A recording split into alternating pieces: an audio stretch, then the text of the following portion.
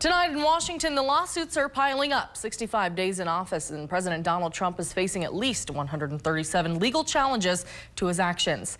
Now a face-off between those accusing the White House of massive overreach and those who say, quote, activist judges are standing in the way of his priorities. Here's national correspondent Christine Frizzau. I'm going to sign this one. In response to the abundance of executive orders signed by President Donald Trump in just 2 months, an abundance of lawsuits challenging what he views as his presidential power. In many cases, they're filed by Democrats with federal judges they see as like-minded, a practice that's been used by both parties. Activist judges are a serious threat to our system.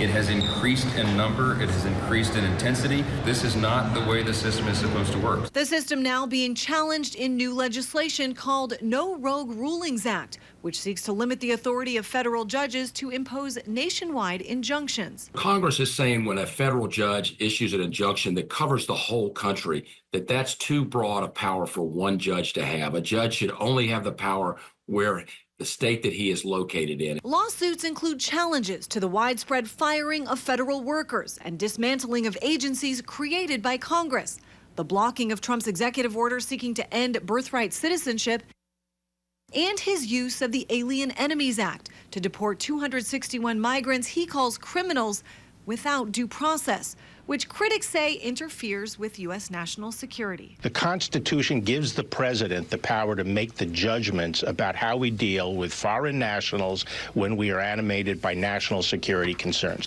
It's his call, not a district court judge's call. But others argue there is a valid reason for the long list of lawsuits, that Trump has time and time again pushed the limits of presidential power. On the 250th anniversary of our overthrow of a king, Congress needs to step in and say that the presidency has become too powerful. We've got to look at the abuse of emergency authorities, the abuse of tariff authorities, the abuse of domestic law enforcement authorities. President Donald Trump laying bare the reality that democracy can be messy, raising questions about the Constitution and our laws nearly every day.